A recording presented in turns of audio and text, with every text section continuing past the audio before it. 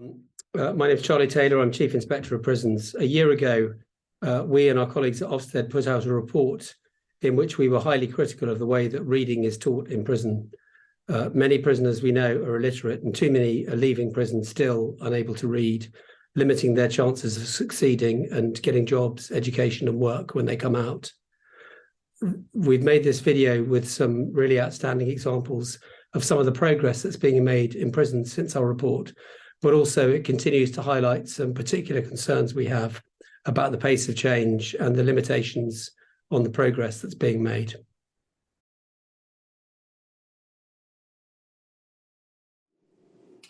Reading's just life, and in thinking about the path from birth to adulthood, there's not a single area where reading isn't essential, from just being taught in early years, even prior to that, being read to as a baby in terms of vocab development, and then moving through life, the fact that if you can read, your life chances are improved significantly. So there's all those kinds of education skills that reading for as a leisure activity has, but we also know there's also research about reading for pleasure having an impact on your mental health, on empathy, even on your future earnings, and even on life expectancy. So choosing to read is an incredibly important life skill.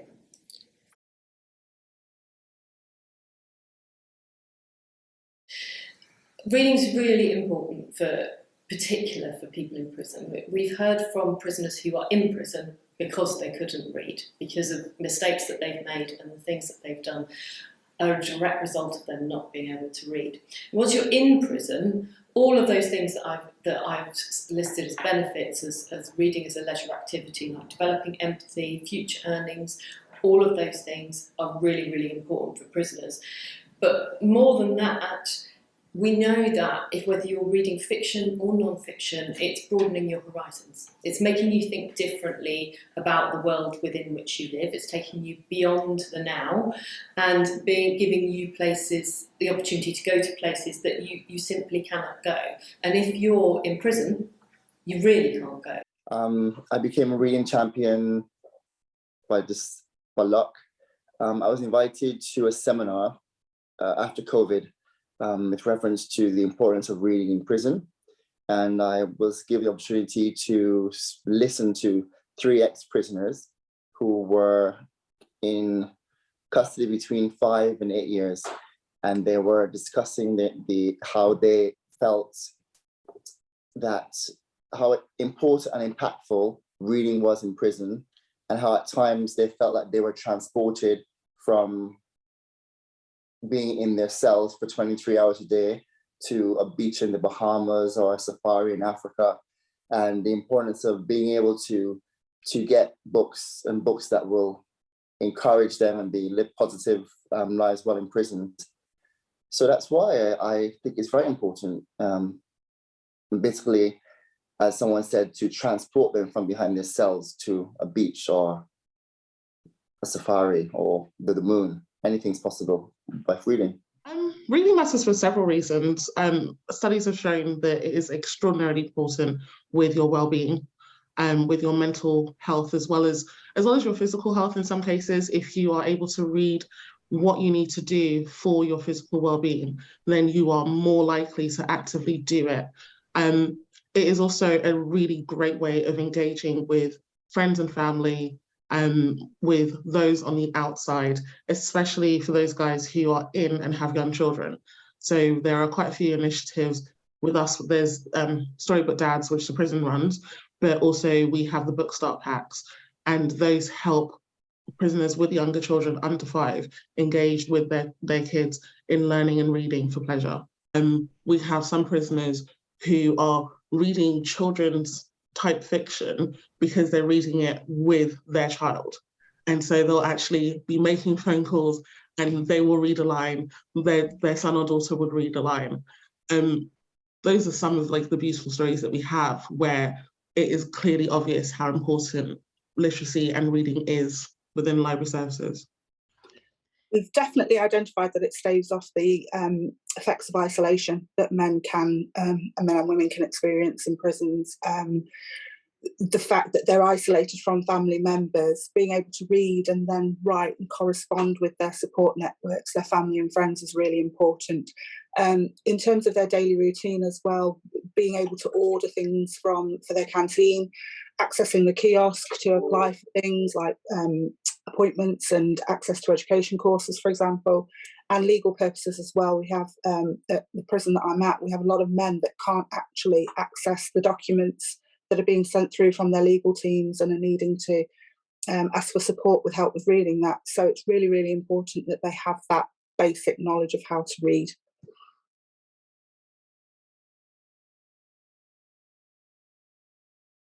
We're a local Cat B prison, and I think at the moment we've got approximately 900 men. Our numbers are sort of rising significantly over time. Of those, at least 40% are coming in as having a neurodiverse need identified, and definitely I'd say about 60% of them are reading at Key Stage 2 level or below. Brixton Prison is a Cat C prison. We've got roughly about 750 plus gentlemen in there on any given basis. Literacy levels vary quite a lot. Within our VP population, literacy is actually quite high, versus some of the guys within our general pop, the literacy can be quite low. I ended up with a fine. Didn't know how to pay the fine because I wasn't told or anything. And that was my first time in prison. When I first went in, bit scary, you know. But in reception, they give me a sheet with the rules and regulations, and I couldn't read them. And the only way I learned about them was I broke the rules. I used to get letters in from my solicitor, and I went to an officer and asked him, could he read it to me? And his attitude was, I'm not your secretary. The letter was to tell me that my court case had been put back, but I didn't know that. So on the morning I was supposed to go to court, of course I kept off saying, I'm supposed to be in court today. You're not on the list. Why am I not on the list? Well, you should have got a letter from your solicitor. I says, that's a letter. He says, well, read it. I says, I can't read.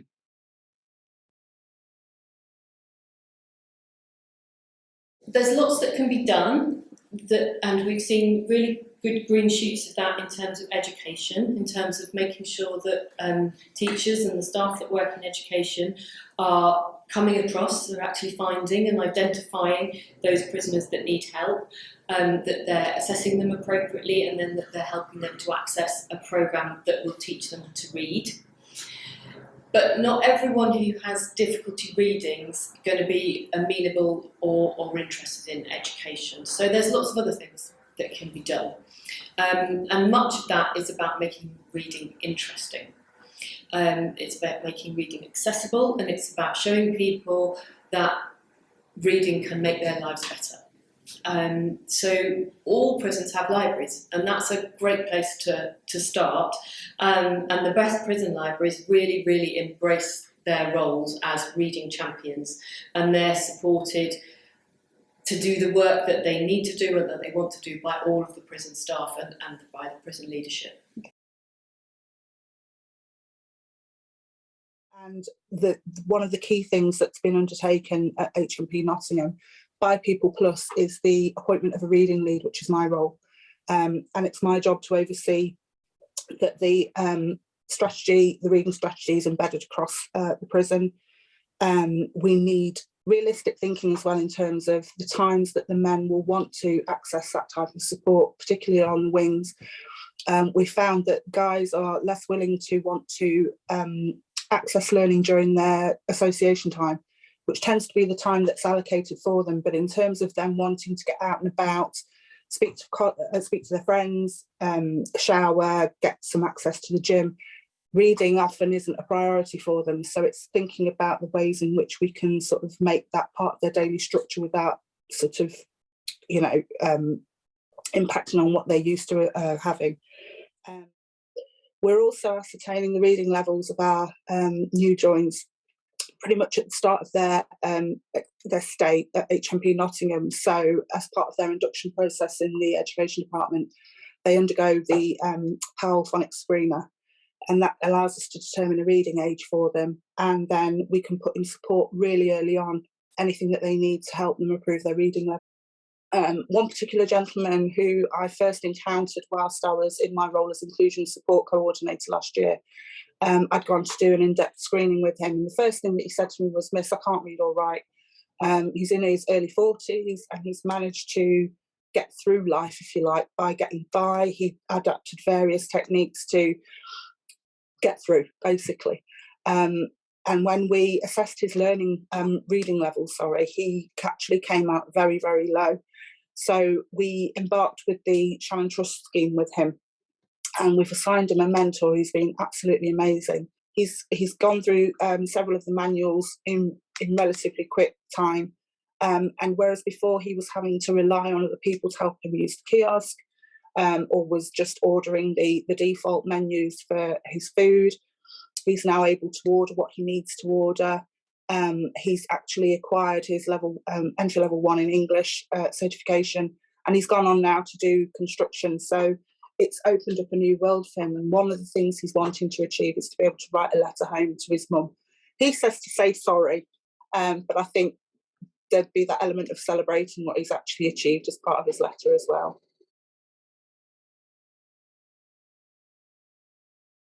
Where we've seen success in the promotion of reading, there's been a range of different things on offer, and I think that's the key to it. Lots of what they offer is suitable for different people. So there are reasons to visit the library perhaps for the first time that aren't necessarily about books. So it might be that they have DVDs, that they have colouring and craft activities. You saw a prison where you went to the library to get a Mother's Day card. All of those kinds of things bring people in and make them think that the library is somewhere that they can visit to start with. And then offering across the prison or through the library things like family learning, books on the first nights, that really helps people to think, oh yes, actually a book would be a really good thing for me to be able to do. Prison reading groups that aren't exclusive, so prison reading groups that embrace people whose reading ability might not be very, very fluent but are emergent readers. And then opportunities to become engaged in reading in different ways, so through author workshops or through writing workshops. So we've seen some really interesting work where prisoners make picture books for their children and they become authors themselves. And that's in the way in which they've started to access reading. And then things that prisons where reading's valued by things like libraries on the wing. So just a simple bookshelf on the wing that is properly maintained and regularly updated, so that in whatever wing you go to, you see books and you don't necessarily have to always visit the library. So that I think there's lots and lots of different ways that we've seen that have been promoting reading. Where we've seen it work really, really well, there's often a key person, often the librarian, who's really thinking about the population of that prison and what it is that population needs right now. The traditional librarian roles don't necessarily apply within a prison. As a prison librarian, we are not just there to positively impact on them, but we're also there to make sure that they're having access to books that they want, whether it is for pleasure or for further education. We are there as a sounding board. We are there as a safe space. We're also there as their mentors and their coaches. So for me, I take great pleasure in being a prison librarian because I see how my everyday conversations can impact someone. We've had very open conversations about LGBTQ plus rights, race and how race and equality matter. Those are conversations that you wouldn't necessarily have in any other space. But we are able to have that within a prison space. That's not something that a conversation that you could possibly or would more than likely engage in a community library, because you just don't have those interactions for long enough. I think we're also the people that they can just come to and just go, I don't really love reading, but can I get a DVD? And absolutely, however you choose to escape, I'm all for it. If you want to borrow a board game, that's fine. You're still engaging. And at some point, sooner or later, I'll get you picking up a book. We had a gentleman who I challenged him a few years back to engage in reading instead of engaging with DVDs. So he loved anime, but didn't see any value in graphic novels. So I set up a challenge with him and I said, right, why don't you read a graphic novel from beginning to end? Tell me what the graphic novel is. Considering I've read most of the graphic novels that are in the library, he couldn't exactly cheat. So he surprised both myself and himself, more importantly, by not only enjoying that graphic novel, but also picking up several others. He's now an avid graphic novel reader, and he's also creating his own graphic novel.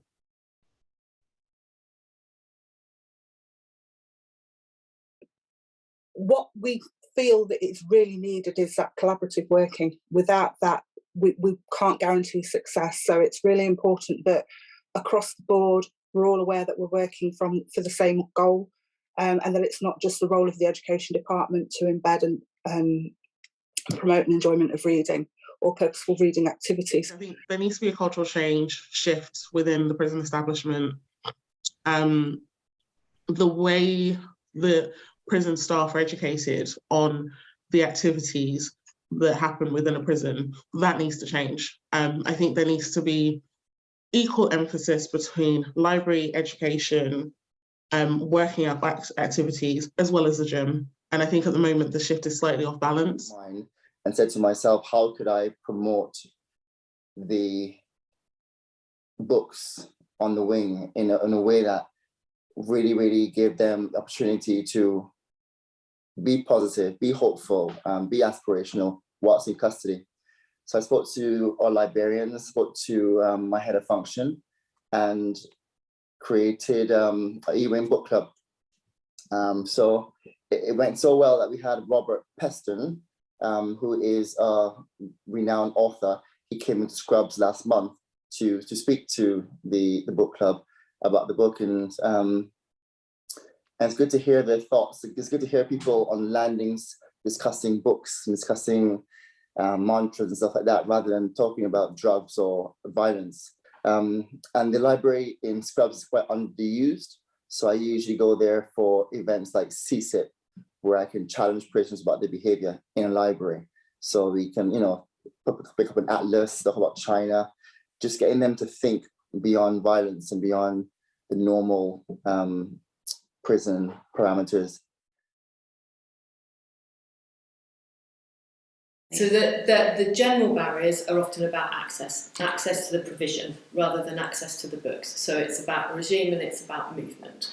And the difficulty there is often visits to the library or visits to change books, or all of those kinds of activities that are associated with reading aren't seen as the most important things. One of the points that hinders them, I think, is the staffing levels, which I think is one of those areas that all prisons are experiencing at the moment in terms of there not being enough staff.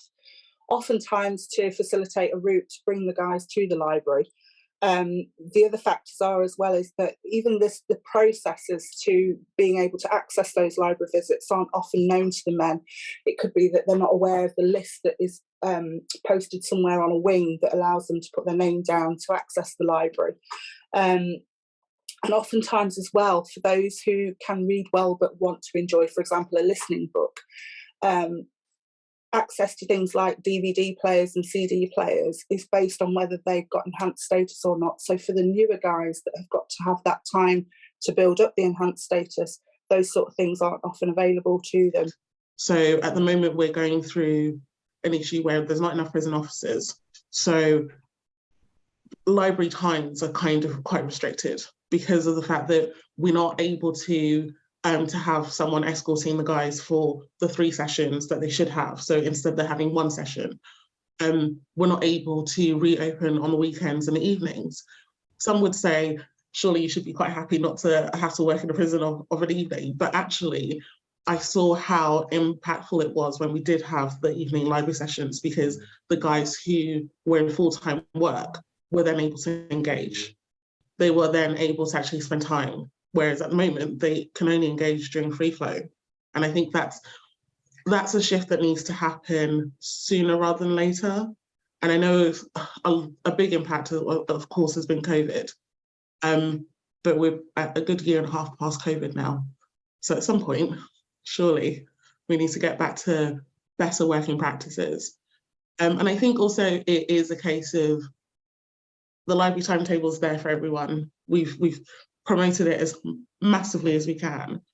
However, you have a new staff member come in, they are a new SO or a new CM or just a new officer. They aren't given that information. They're not, literally shown, by the way, that's the library timetable, this is when your wing are coming to the library. If they're not shown and they're not told, they'll, it's that lack of information can have massive impacts when we have library activities and for whatever reason, the guys aren't unlocked just because, or the wing goes on a lockdown. That can also have an impact. In my personal opinion, if there's a library activity, regardless of whether or not there are enough officers to unlock, those guys should be unlocked, because the guys who are wing cleaners are unlocked. The guys who are going to the clinic are unlocked. So why can't the guys who are coming to the library for an activity be unlocked? I think that if there was one thing that we could change, it would be about ensuring that all prison staff understood the importance and the benefits of reading for rehabilitation and for reducing reoffending. And if I had my one wish, it would be to have that on the induction of every single member of prison staff, because if everyone understood the benefits and what would happen in a very positive way if all the prisoners were readers, I think everyone would see its importance and work to making the access better. It could be the stigma attached to low reading ability in terms of, for the men themselves, to sort of see that it's not anything that needs to hold them back. That there's real pride to be gained from taking that initial step of saying, I can't read, I need support with my reading, and then putting things in place for them. Getting the prisoners from the wings to the library as a part of a regime, because we don't have that at all. They can order books, but it's for them to go into the library and have a half an hour to just look through the catalogues and have a browse in the library itself makes such a difference than ordering it through a catalogue.